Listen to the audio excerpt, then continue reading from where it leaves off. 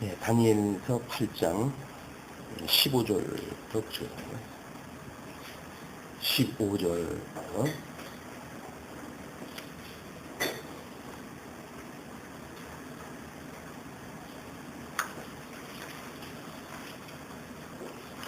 나 다니엘이 그 이상을 보고 그 뜻을 알고자 할 때에 사람 모양 같은 것이 내 앞에 섰고 내가 들은즉 을레강 두 언덕 사이에서 사람의 목소리가 있어 외쳐 이르되 가블리엘아 이 이상을 이 사람에게 깨닫게 하라 하더니 그가 나의 선 곳으로 나왔는데 그 나올 때에 내가 두려워서 얼굴을 땅에 대고 엎드리매 그가 내게 이르되 인자야 깨달아 알라 이 이상은 정한 때 끝에 관한 것이니라.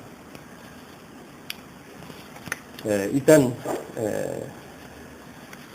17절까지 먼저 봤습니다.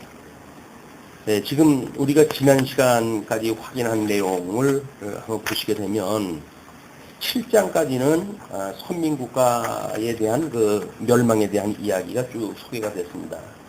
1장서부터 7장까지가 열국 멸망이란 말이에요. 이 열국의 멸망이라고 하는 제국의 배경이 이제 열국입니다. 열국의 배경이 지금 이 8장서부터 12장까지 선민 회복에 대한 이야기인데 그 회복에 대한 배경과 같다는 거죠.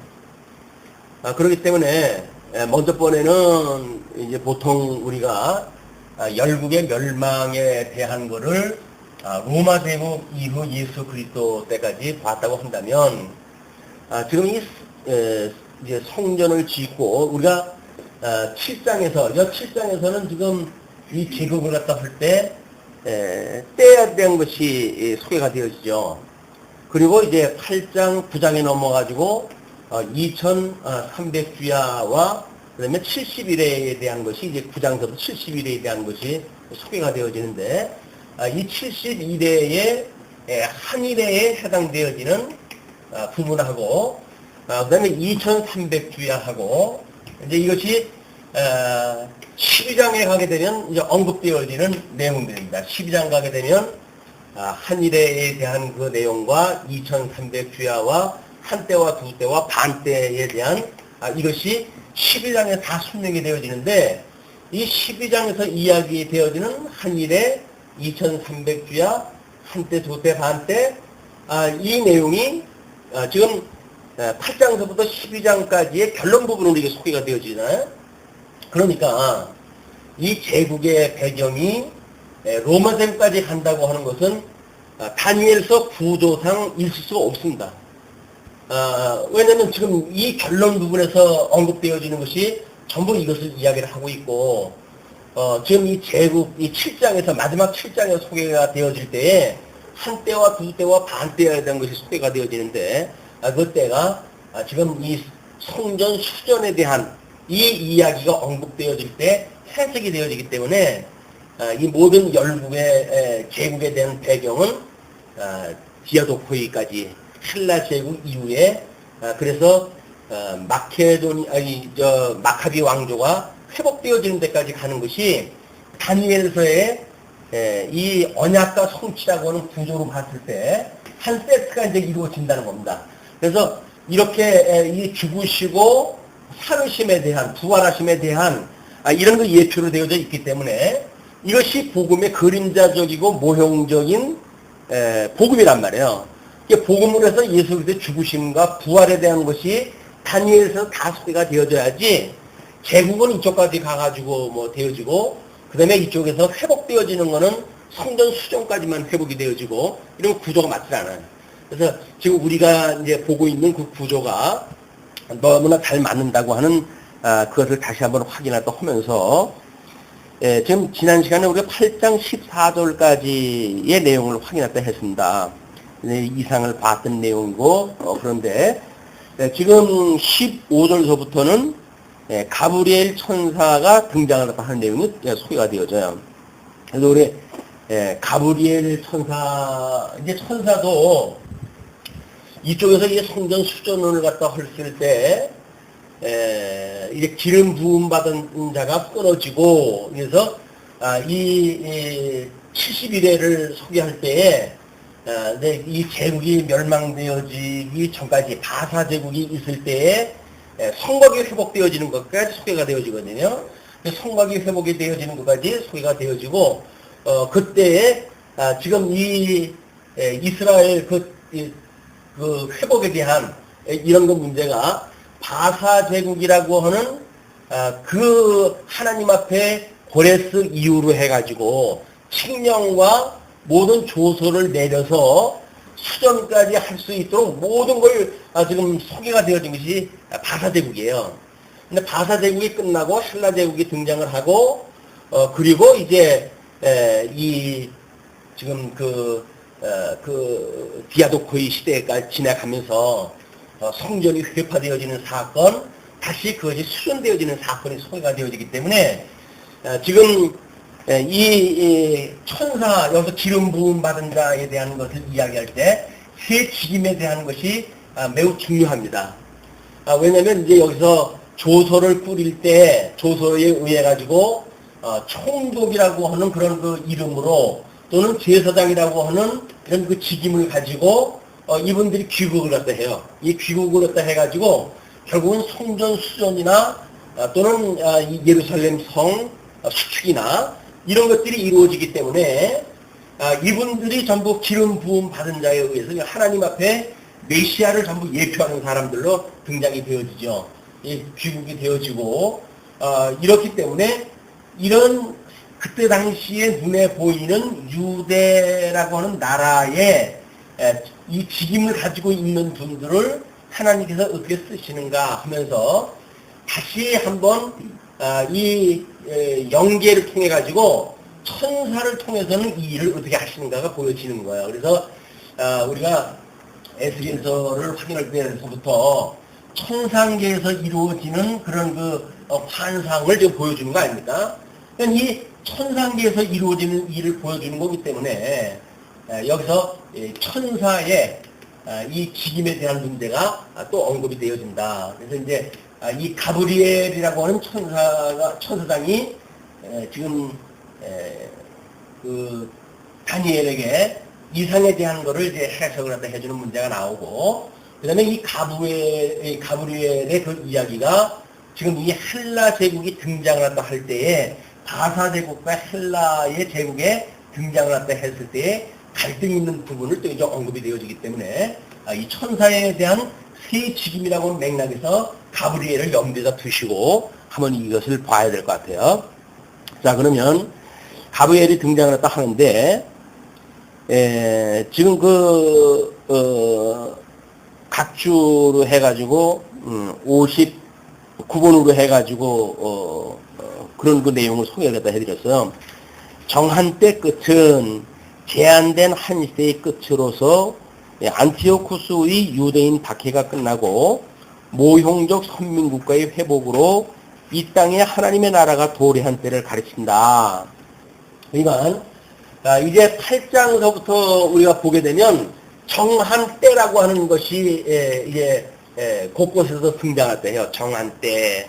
이 정한 때라고 하는 것이 언젠가 구체적으로는 뭐 이것이 한때, 두때, 반때라고 하는 걸로 해가지고 이 성전 수정으로 해가지고 확인이 되어지지만 그걸 전부 묶어가지고 설명을 했을 적에는 정한 때에 이렇게 이제 설명이 되어집니다. 그 정한 때라고 하는 그것이 지금 설명드렸던 그런 그 섭리로 보면 된다는 얘기죠. 이는 예수 그리스도를 통해 실체적으로 이루실 예표로서의 모형과 그림자적 섭리이다. 이렇게 매듭을 지어놔야 구약성경은 오실 메시아로서 끝이 나버리는 거예요.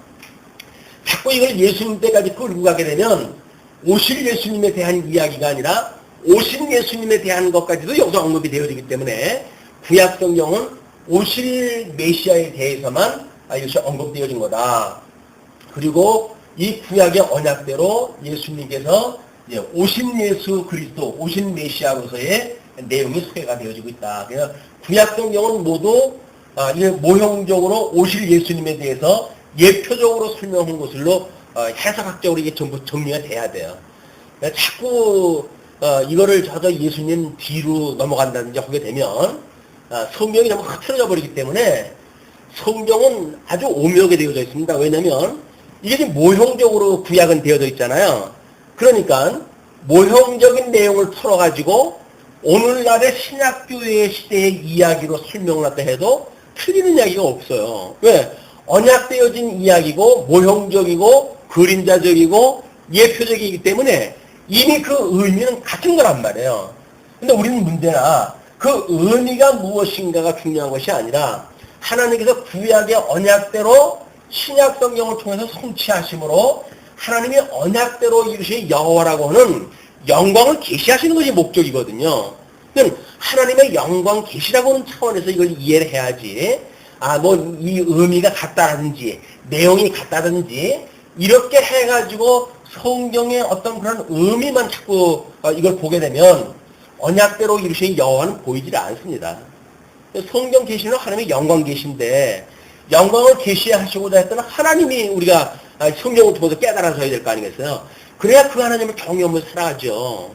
여기서 뭐 이 부분적으로 해가지고 어떤 의미로 와가지고 어떤 분은 십자가에 대한 이야기만 이제 소개를 한다든가 십자가 중요해요. 그런데 그 십자가는 오실 메시아와 오신 메시아라고 하는 중요한 기점을 지금 여기다 설명하는 거기 때문에 어떤 구약과 신약을 불뭉실 묶어가지고 이것 빼다가 설명하고 저것 빼다 설명하게 되면 십자가의 그 의미도 반감이 돼버리고 말아요. 왜냐하면 예수님이 그러잖아요. 나를 본 즉 너희가 하나님을 보지 않았느냐. 그 이야기는 오신 예수님이 지금 뭘 증거하는가? 당신이 구약에서 언약되어진 대로 왔다는 걸 이야기를 하는 거 아니에요? 서신서의 그 기자들도 전부 뭡니까? 예수님이 성경대로 죽으시고 성경대로 살았다는 이야기예요. 그럼 이걸 통해 가지고 정말 하나님은 언약대로 이루시는 분이구나. 그분이 열조의 하나님이었었고 알파와 오메가 되시는 분이었었고 시작과 끝이 되시는 하나님께서 이미 우주를 지을 때서부터 계셨던 그 하나님이 지금도 살아계신 영원하신 하나님이기 때문에 오늘을 살아가고 있는 우리들도 그 하나님이 섭리하신다는 거예요. 근데 그 섭리하시는 가운데 특별히 우리는 복 있는 자로 우리를 불러가지고 사랑하는 자로 인을 쳐줘가지고 우리가 그 하나님의 사랑을 깨닫고 살아가는 사람들이니까 예수 그리스도를 통해 가지고 우리가 그냥 구원받았습니다 라고 하는 그런 그 의미하고는 상당히 격이 다릅니다. 우리 하나님이 여호와라고는 사실까지 깨닫는다는 이야기는 그분이 우리 아버지라는 거 아니에요? 그분 아버지로부터 우리가 나왔다는 거 아니에요? 그 아버지가 우리를 사랑하고 우리를 사랑하는 아들이라고 하는 것이 우리한테 중요한 것이지.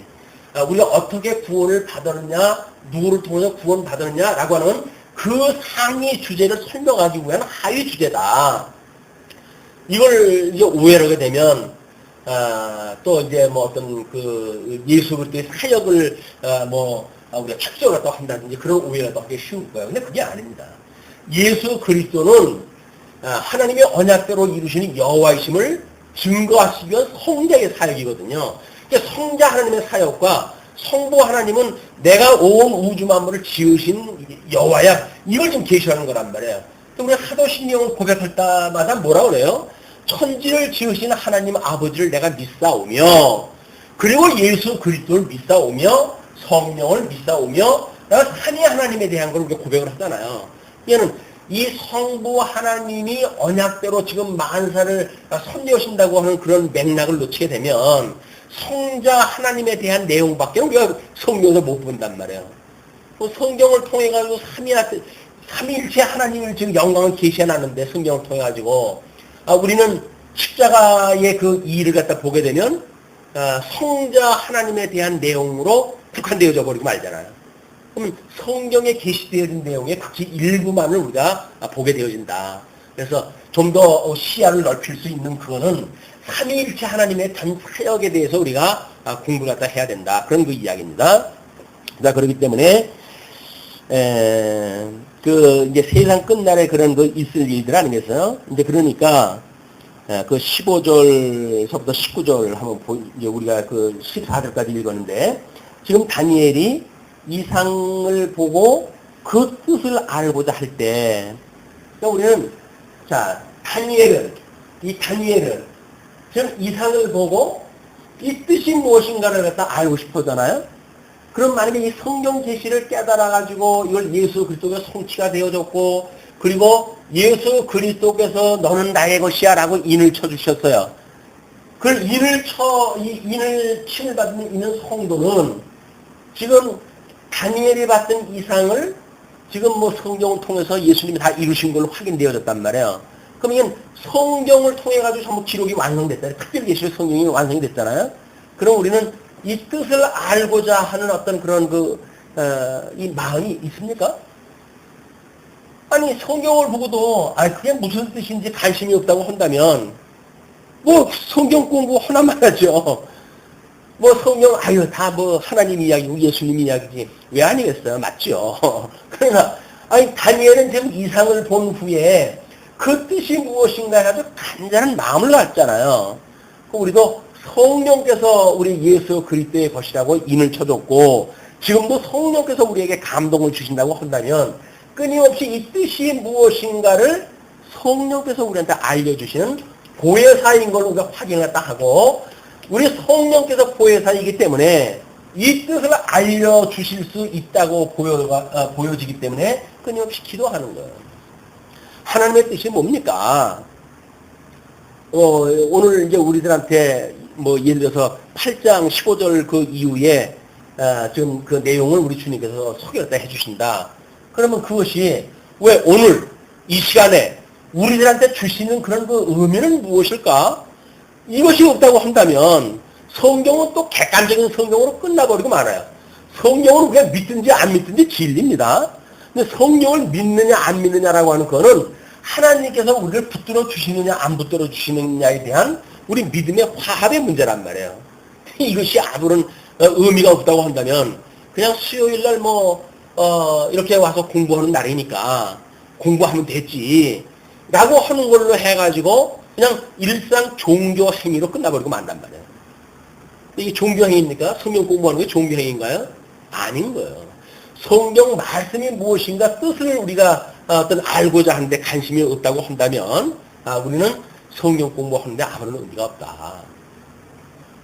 자, 이제 이상을 보고 지금 뜻을 알고자 했을 때 사람 모양 같은 것이 내 앞에 섰고 아직은 불분명해요.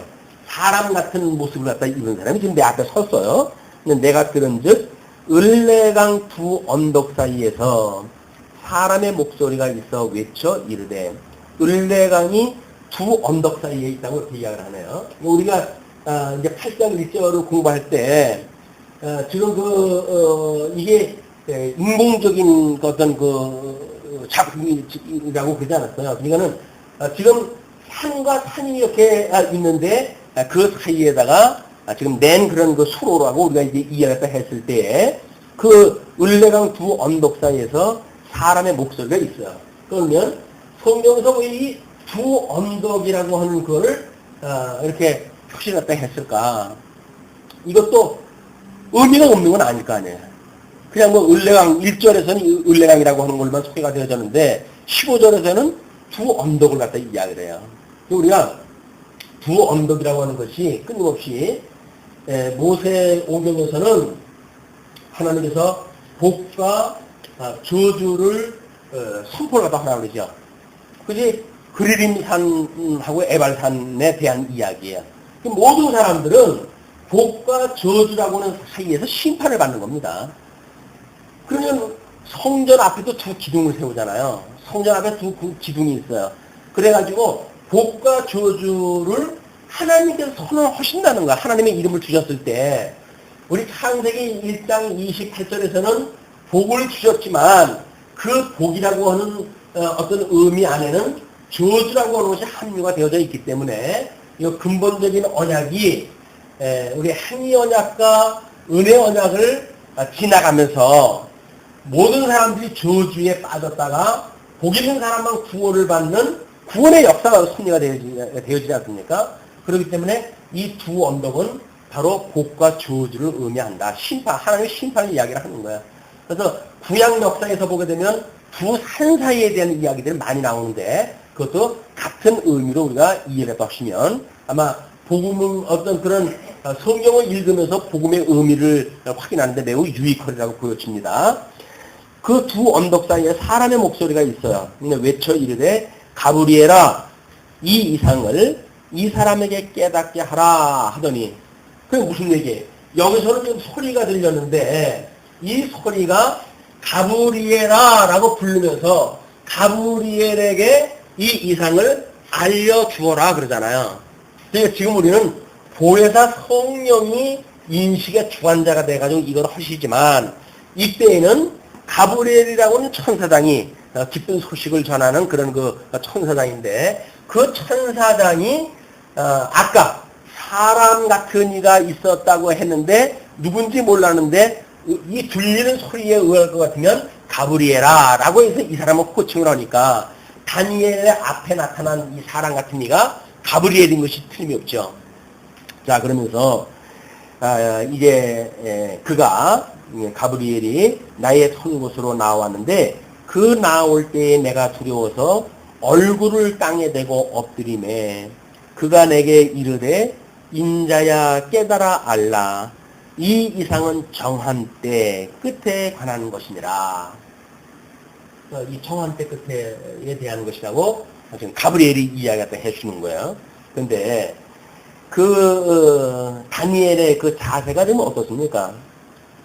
그 가브리엘이 나왔을 때 얼굴을 땅에 대고 엎드려요. 그게 순종하는 자세고 경외하는 자세지요. 그러면 우리는 성령께서 하나님의 말씀을 들려주실 때 우리 자세는 어떤가요? 과연 그렇게 우리가 어떤 하나님 앞에 경배하는 자세로 해가지고 말씀을 듣고 사모하고 우리의 심령 상태가 어떤지 이런 거 한번 살펴볼 필요가 있다는 거예요. 물론 성령께서 우리들한테 뭐 이제 신약시대 때 이거고 똑같이 섭리라도 하신 건 아니죠. 그러나 다니엘이 알고 싶어하는 간절한 마음이나 그때에 하나님께서 가브리엘을 보내주시는 그런 그 섭리나 우리들이 어떤 말씀이 사모하고 그 말씀이 무엇일까 공부하고 이럴 때에 성령께서 깨달음을 주시는 것을 우리가 스스로 이것이 우리 신앙생활에 느껴질 때 성령이 함께 하시는 걸 깨닫게 되는 거 아니에요. 성령이 함께 하시는 걸 깨닫지 못하니까 이상한 짓 하는 게 성령과 함께 한다고 우리가 착각으로 산다니까요. 우리 자세가 잘못되어져가지고 성령이 우리와 함께 한다고 하는 걸 깨닫지 못하고는 이 성령이 나한테는 이게 나타나지 않는다고 해가지고 뭐 산도 들러다니면서 우리가 성령이 오셨네 그러고 우리가 신앙생활을 한단 말이에요. 그것이 마치 신앙생활의 본질인 것처럼 생각을 하는데 신앙생활의 본질은 성령께서 아주 고도의 인격적 하나님 아닙니까? 그럼 인격적 하나님이 이상하게 사람들을 펄펄 뛰는 걸로 해가지고 우리한테 어떤 그런 섭리를 갖다 하시는 걸로 일관하신다고 한다면 사람들이 너무 미친 사람처럼 돌아다녀야 될 거 아니겠어요? 그렇지는 않습니다. 물론 뭐 우리가 오순절 같은 때는 특별한 그런 그 약속되어진 것이 있으니까 그 방언으로 드러나게 하시는 역사가 있죠. 방언을 하게 했던 것도 이미 언약되어져 있기 때문에 방언을 드러나게 하시는 거예요. 성령이 오셔가지고 하시는 일이 이미 언약되어진 걸 이루시는 일이기 때문에 그 일을 드러나게 하신 거지. 방언하는 것이 성령 역사라고 하는 그런 거는 잘못되어진 거다. 이걸 우리 이제 오해가 또 하면 안 됩니다. 성령이 함께 오신다고 하는 이야기는 철저하게 하나님의 뜻이 우리한테 무언지 분별하게 한다는 거예요. 이 뜻이 분별되어 우리가 영적 예배가 시작되어지지 않습니까? 그죠? 우리 로마서 12장에서 이제 우리 공부를 갖다 했는데 어제는 오래간만에 로마서 3강에 뭐 댓글이 달린 게 있어가지고 들어갔다 이제 제 강의를 갖다 들어봤어요. 아주 의미가 남다르더라고요. 아주 상당히 오래되어진 그 강론이지만은 정말 그 인간의 불의가 무엇인지 절박한 마음으로 그때 소개를 해드리고 그랬더라고요. 그런데 과연 오늘 우리들이 이런 하나님의 은혜를 이야기하고 이 열국의 멸망은 죄 때문에 지금 멸망되어졌다는 이야기인데 과연 그 앞에 그 하나님의 이 구속의 은혜에 무릎을 꿇을 정도의 어떤 감격을 가지고 있는가라고 하는 문제는 영적 예배를 우리가 드리는 우리 신앙생활의 자세인 것 같습니다. 물론 우리가 별걸 다 하면서도 영적 예배 드릴 수가 있죠. 그러나 과연 하나님 앞에 살아가는 삶의 모습이 어떠한가라고 하는 것은 우리가 정말 하나님 앞에 매일매일 옷깃을 여미는 그런 자세로 신앙생활 할 필요가 있다. 왜냐하면 요즘 배부른 시대에 우리가 살고 있기 때문에 신앙생활이 난장판이에요. 난장판. 이럴 때 우리가 정말 이 하나님의 말씀을 듣고 거기 말씀에 우리가 순종하게 되어지는 이 아담에게 주었던 그 다스리라라고 했던 언약을 아담은 불순종이 인내해가지고 성실히 되어진 거 아니에요?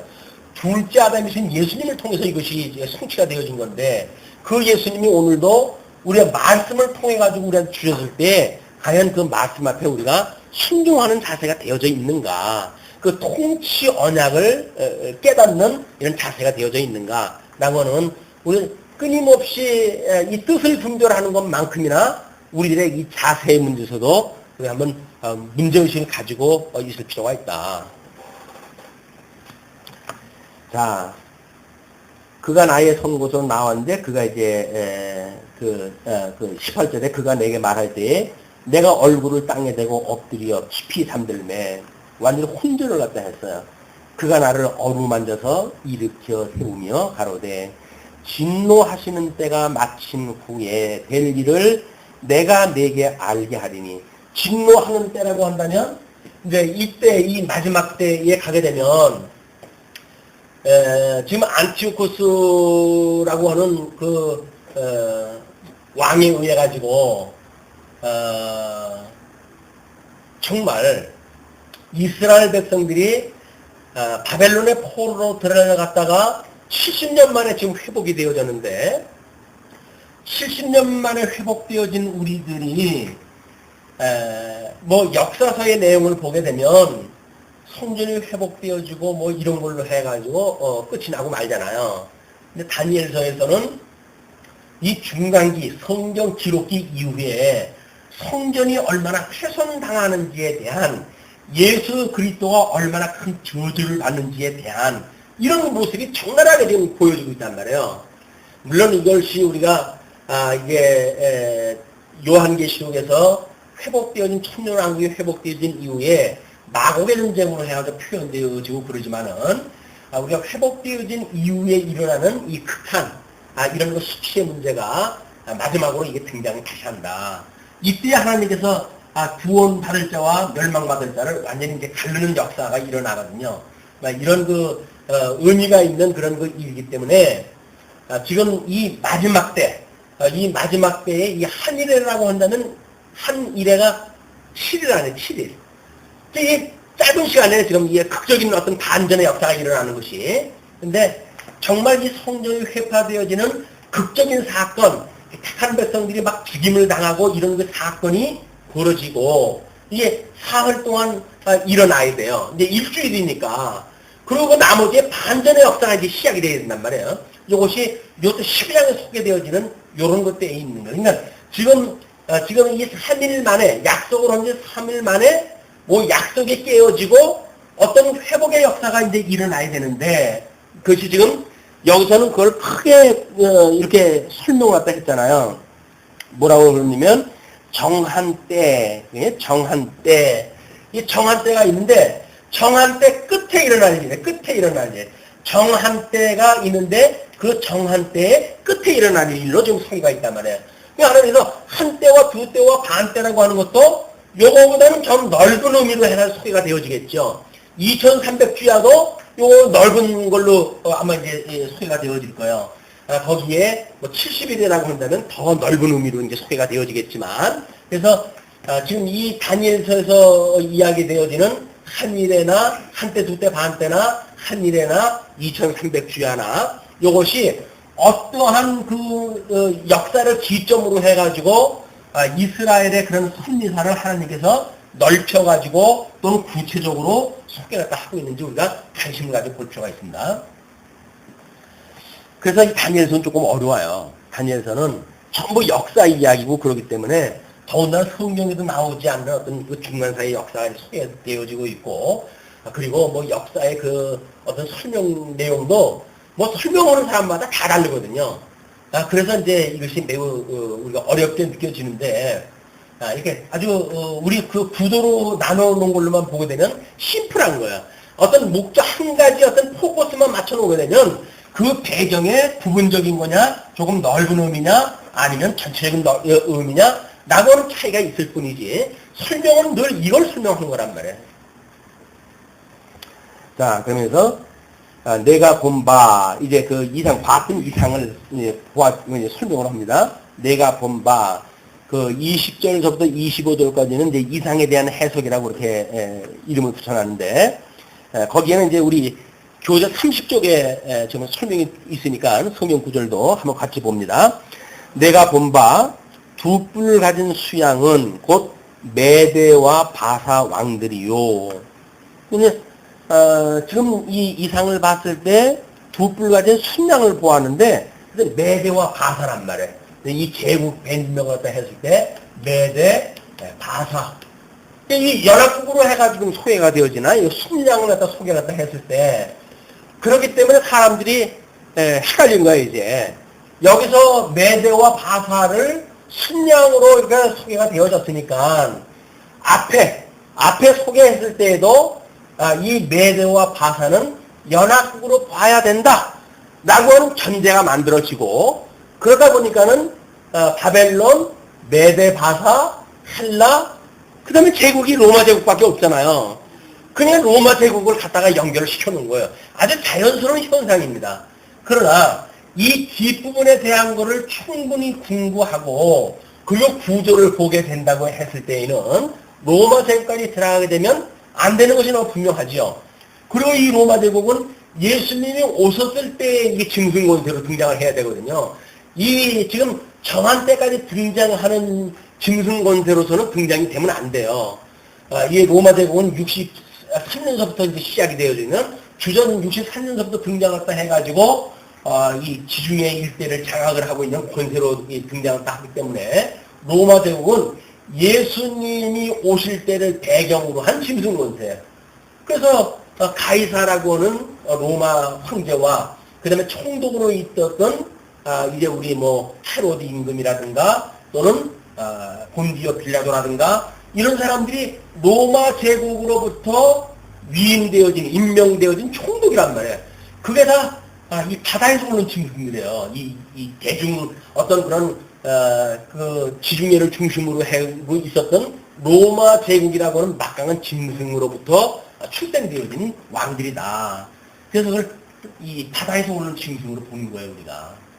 지중해에서 올라온 이 이스라엘 외적 권세들, 짐승 권세란 말이에요. 그런 거 권세에 의해서 만들어진 거다.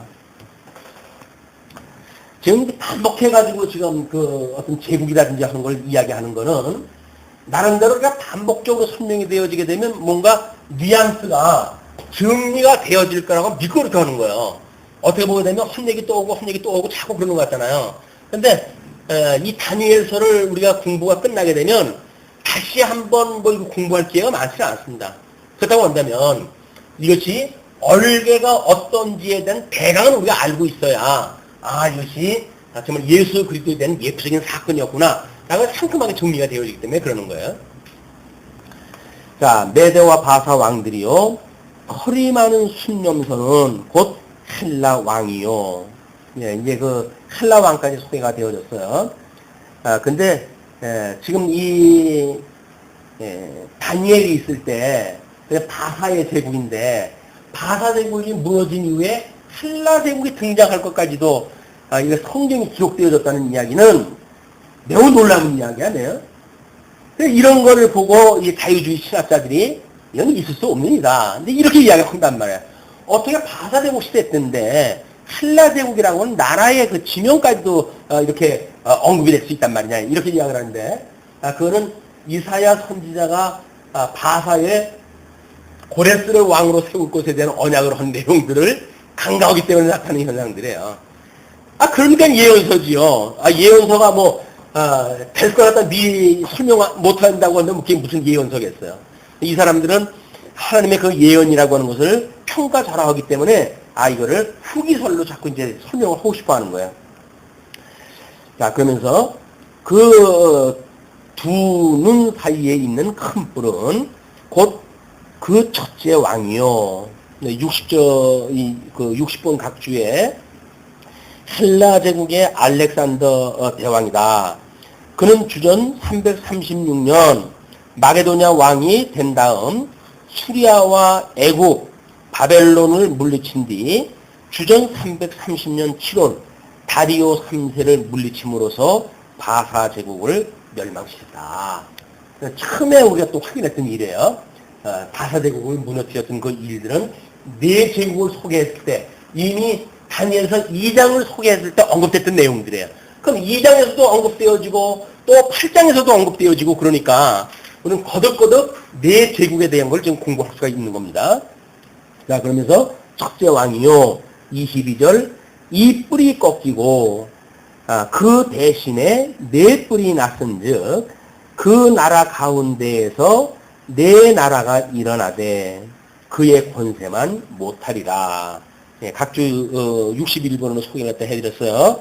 8절에서 말한 대로 알렉산더 사후 그의 막녀였던 4명의 장군 셀류쿠스, 톨레미, 카산더, 니투마카스에 의해 가지고 헬라 제국이 분할 통치되었다. 이 알렉산더가 죽은 지 22년 후에 이제 그 주전 301년입니다.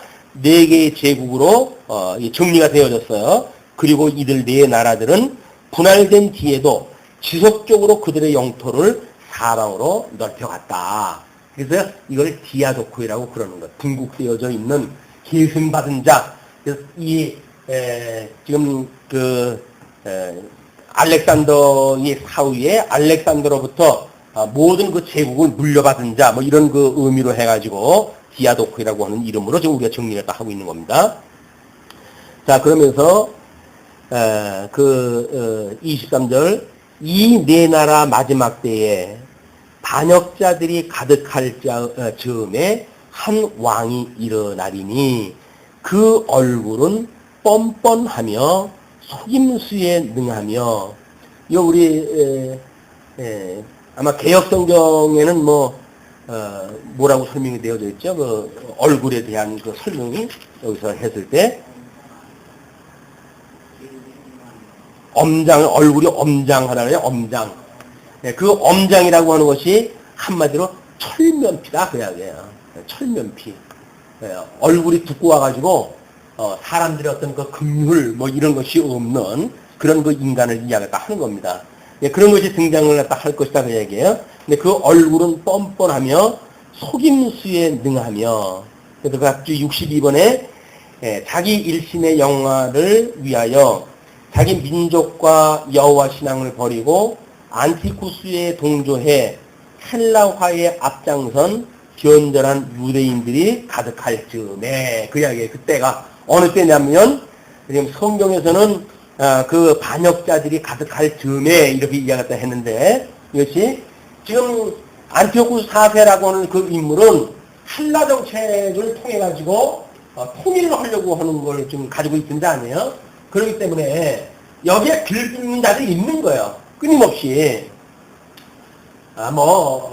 우리는 정치계를 갖다 봐도, 무슨 친박이냐, 비박이냐, 반박이냐 해가지고, 친있는 자에 붙어가지고, 이렇게, 뭔가 좀 같이, 먹고 살자, 이렇게 하는 인간들이 끼게끔 되어져 있는 거니까, 그때도 마찬가지로 유대인들 가운데에 그런 헬라 정책에 동조했다 하는 인물들이 등장했다 하고, 이제 에피파네스의 출연을 이제 되어졌다. 그런 가운데. 그런데 그 얼굴은 전쟁에서의 용기와 승리를 얻어 엄장하며 승리를 얻어가지고 이제 내 위에 어떤 누가 있냐? 이렇게 되어진단 말이야. 그러니까 하나님 앞에 죄 있는 것을 전혀 모르는 그걸 우리가 수치라고 이렇게 이야기하는 수치. 하나님의 그 선하심을 모르는 인간들의 모든 그 낯이 수치로운 거예요. 우리 아담이 죄를 범하고, 그 그늘 속에 숨었던 것처럼 전부 어둠에 있는 자들의 표현입니다. 이거는 우리가 지금 전쟁에서 승리했다라고 하는 안티오쿠스 4세만을 놓고 보니까 뻔뻔하다 이렇게 이야기를 했지만 하나님을 모르는 모든 사람들이 뻔뻔한 거예요. 그 하나님의 피조물인데 하나님의 지음을 받았던 인간이 하나님 자기를 지은 뭐 조물주를 갖다 알기를 우습게 여긴다는 이야기는 얼마나 뻔뻔한 거예요. 그리고 자녀들이 자기를 낳아준 부모를 갖다 모르는 그 인간들을 뭐라고 그래요. 그게 그 우리 옛날에 김삿갓이라고 하는 사람은 사갓을 쓰고 평생 다녔다 그러잖아요. 왜? 하늘을 우러러 볼 수가 없다는 거예요. 부끄러워가지고. 그런 어떤 하나님을 몰라도 하늘이 무서운 줄 아는 사람들은 그러고 살았는데 요즘 뭐 신문이나 뭐 텔레비전이나 뉴스에 나오는 거 보게 되면 수치로운 인간들이 얼마나 많이 보여요.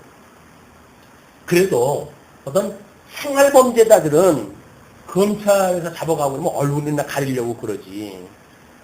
뻔뻔하게 얼굴 텔레비전에다가 내보이면서 그 뭐 국회의원님 네 하고 하는 인간들, 목삼 네 하고 보이는 얼굴들 얼마나 뻔뻔스러운 얼굴이에요.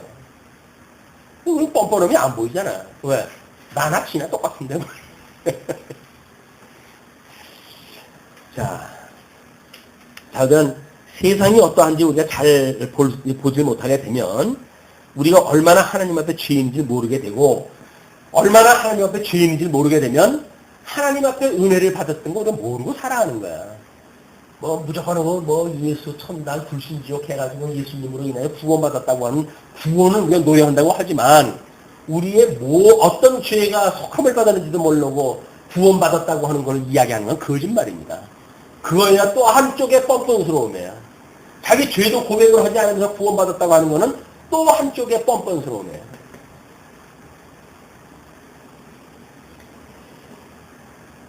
속임수에 등하며 그 속임수 때문에 이제 그 한일회 때 약속을 파하고 그리고 제사를 드리는 유대인들을 대량 학살을 갖다 하는 이런 그 만행이 이제 벌어지게 되어집니다. 24절 그 권세가 강할 것이나 자기의 힘으로 말미암은 것이 아니며 그가 장차 놀랍게 파괴 행위를 하고 자의로 행하여 형통하며 강한 자들과 거룩한 백성을 멸하리라. 지금 어떤 일이 일어날 것에 대한 그런 그 문제예요. 그래서 그 63번 갑주에는 안티오쿠스의 막강한 세력이 그 자신의 정치적 역량이나 군사적 책량으로 이루어진 것이 아니고 하나님께서 분할된 네 왕조 중 나머지 세 왕조에 속한 정족들을 멸하시고 선민을 징계하시기 위한 도구로 쓰시기 위해서 잠시 허락하신 일시적인 세력이다. 우리를 압제하는 어떤 어둠의 세력도 하나님께서 허락하시지 않으면 안 되는 거야. 우리 욕기를 통해서 끊임없이 확인했다 한 거 아닙니까? 우리가 이런 어떤 뭐 하나님 앞에 실수를 하고 뭐 이렇게 하는 그것이 우리의 실수라고 이렇게 그냥 뭐 자책을 하기 쉽잖아요. 그래서 뭐 어떤 사람은 내 탓이요 그러는데 그거는 지금 하나님께서 하시는 섭리에 대해서 오해라고 있는 거예요. 하나님께서 저 어둠이라고 하는 이 권세, 어둠의 이 권세를 통해 가지고 어떤 역사를 섭리하시는지를 우리가 이걸 못 보는 거예요. 우리를 주장하고 있는 이 어둠의 권세, 사망의 권세가 얼마나 큰 힘으로 해가지고 하나님의 사람들을 공격해오는지 이걸 모른단 말이에요. 신약성경 기자들이 마치 우는 사자와 같이 이 산길자를 두루 찾는다고 그러잖아요. 근데 우리 일상생활을 하면서 무슨 사자가 우리를 찾아요. 사자가 찾기는. 예수님 믿고 살아가는 우리처럼 뭐 편한 사람이 어디 있다고. 사자가 우리를 찾는 것처럼 긴장감을 가지고 살아가는 때가 어디 있어요. 우는 사자와 같이 착한 자라 할지라도 우리가 착한 자입니까? 근데 우는 사자와 같이 두루 산길자를 찾으려고 하는 이 시대에 우리가 지금 살고 있다고 하는 게 감지가 되느냐 말이에요, 이게. 전혀 안 되잖아요. 그러니까 기껏해야 그저 뭐, 아이고, 오늘도 이렇게 쓸데없는 생각하고 죄를 졌고, 이런 수준에 머문단 말이에요. 우리들의 이, 어떤 이 세계를 보는 우리들의 이 관점이 겨우 우리들의 어떤 일신에 대한 죄의 문제, 뭐 이웃하고 다툰 문제, 누구를 미워했던 뭐 그런 거 문제, 이런 수준에 머물고 마는 거예요.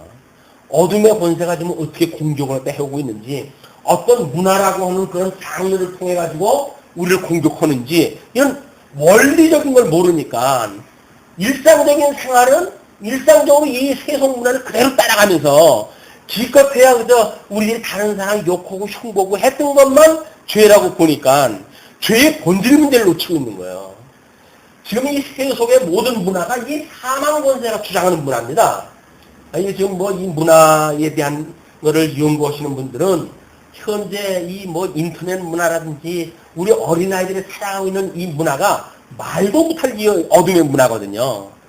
우리는 이거에 대한 경각심이 없어요. 왜? 우리도 모르는데 뭐 우리 자녀들에 대한 거 어떻게 우리 알려줍니까? 나도 모르는 걸. 안 되는 거예요. 우리가 특별히 이걸 좀 관심을 가지고 봐야 돼요. 지금 현대 문화가 어떤 문화인지, 우리가 뭐 어떤 그런 그 21세기 뭐 니체의 사신신학을 중심으로 해가지고 하나님이 없다고 하는 자들이 만들어내는 이 역사가 지금 어떻게 되어지는지 우리 관심을 가지고 볼 필요가 있다. 본질의 세계를 우리가 봐야, 그래야 이 권세로부터 자유를 입었고 예수 그리스도가 우리를 통치하신다고 하는 그 통치 개념을 우리가 알 수가 있잖아요. 말은 예수 그리스도 우리 주님이라고 이야기를 하면서 누구의 통치를 받아요? 사단의 통치받고 있잖아요, 우리가. 근데 뭐 주님이 우리의 주님이에요.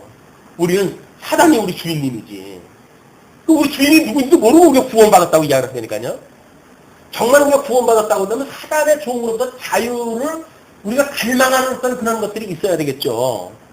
근데 이게 좋은데, 이 좋은 세상에서 왜 내가 이걸 도망가? 그러면서 우리는 구원받았대. 여기서 무슨 구원을 받아요? 구원은 이 속에 종으로 살아가고 있는데. 우리가 관념적으로 예수님을 믿었기 때문에 구원받았다고 하는 관념적인 믿음을 가지고 신앙생활을 하니까 신앙생활이 변화가 안 되는 거예요. 우리 삶의 변화가 안 만들어져요. 왜? 여전히 우리 주인은 여기 있는데 뭐 이 사단이 우리 주인인데 이 사단이 시킨 대로 살아가잖아요. 세상에 뭐 텔레비전 가지고 흔들어대고 하면 거기 줄레줄레 따라다니고 이런 그 문화 속에 우리가 침참되어져 있다. 여기서도 자유를 입었다? 몰라요. 누가 이 자유 입었는지 몰라요.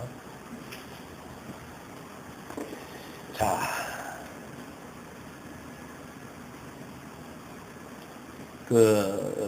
속임수를 그가 그 꾀를 베풀어 제 손으로 속임수를 행하고 마음에 스스로 큰 채하며 또 평화로운 때에 많은 무리를 멸하며 또 스스로 서서 만왕의 왕을 대적할 것이니 그가 사람의 손으로 말미암지 아니하고 깨리리라. 결국은 하나님의 힘에 의해 가지고 멸망을 당하고 맙니다.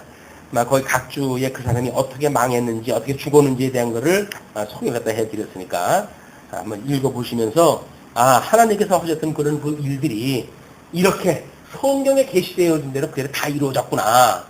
그럼 그때 당시에 이 안티오코스 4세의 문화 속에서 헬라 문화를 지향을 하고 이렇게 했던 걸 뭐라고 설명을 합니까? 성경에서는 하나님 앞에 뻔뻔한 인간들이라고 그러잖아요. 그러면 지금 이 시대에 우리가 이 문화 속에 똑같은 문화 속에 살아가고 있는 우리들은 여전히 우리가 불의한 자들인 거예요. 하나님 앞에 구원받았다? 다시 한번 생각해 보면 됩니다. 정말.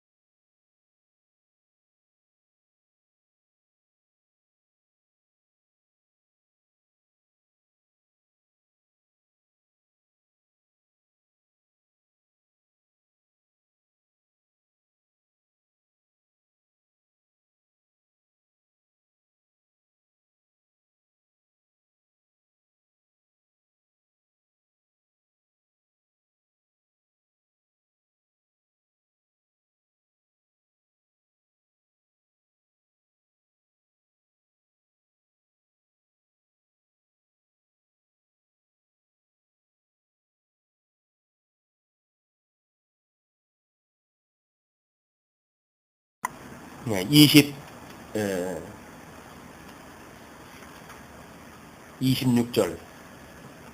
이미 말한 바 주야에 대한 이상이 확실하니 너는 그 이상을 간수하라. 이는 여러 날 후에 이름이니라. 주야, 2300주야에 대한 그런 것도 이미 말한 바 주야에 대한 이상이 확실하니 너는 그 이상을 간수하라. 이는 여러 날 후에 이름이니라. 이에 나 다니엘이 혼절하여 수위를 앓다가 일어나서 혼욕을 하려는 거예요. 이 하나님 앞에 이 이상을 갖다 보고 정말 이거 어떤 너무 끔찍한 민족의 미래사 갖다 보고 다니엘이 혼절을 갖다 했어요. 그리고 수위를 앓다가 일어나서 왕의 일을 보았느니라. 우리 8장의 그 내용이 언제 충분하 그랬어요?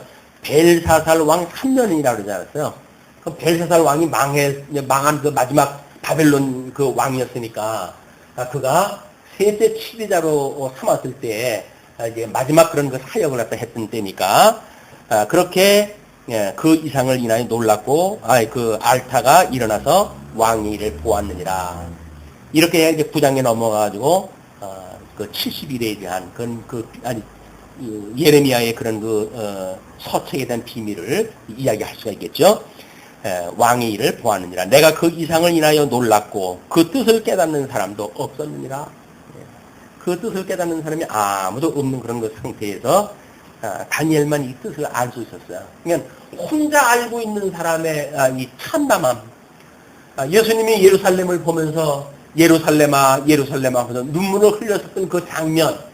세상 사람들은 여전히 시집가고 장가가고 그날이고 아무런 뭐 변화가 없는 것 같으니까 조금 있으면 예루살렘이 완전히 그냥 이게 전에도 없고 후에도 없을 만큼 망가질 텐데 그걸 모르는 이 군상들은 여전히 시집가고 장가가고 먹고 자고 산단 말이야. 아무런 문제가 없이 살아간단 말이야. 예수님이 그걸 보고 얼마나 불쌍하겠어요. 조금 있으면 다 민족이 멸하게 되어지고 불타가지고 없어질 것인데 우리가 왕같은 제사장으로서 예수 그리스도의 증인으로서 이렇게 벌어지는 어떤 그 일들 문화 속에서 이렇게 가다가 우리 주님 오시게 되면 끝나는 거예요. 이 문화 속에 살아가다가 우리 주님 오면 끝나는 거예요. 그런데 정말 절박한 마음으로 나는 물론 우리 사랑하는 자들한테 이 복음에 대한 어떤 간절함 이걸 전하고 싶은 마음이 있으십니까? 그것도 없다고 한다면 지옥에 나가라 그 얘기랑 똑같은 얘기예요. 우리가 이 복음을 전하는 일이 만만한 일이 아니다. 교회가 진리를 지키고 전승하고 이런 그 일들이 교회가 이 일 못하게 된다고 한다면 뭘로 이걸 하겠어요? 여전히 세상에서 먹고 마시고 복 받는 것, 세상 복 받는 걸 가지고 한다고요? 교회는 그런 거 하는 데가 아니에요. 진리가 전파되지 않는다고 한다면 그 교회의 존재 의미가 없는 겁니다. 자, 70주간의 비밀이 어떻게 발표해지는지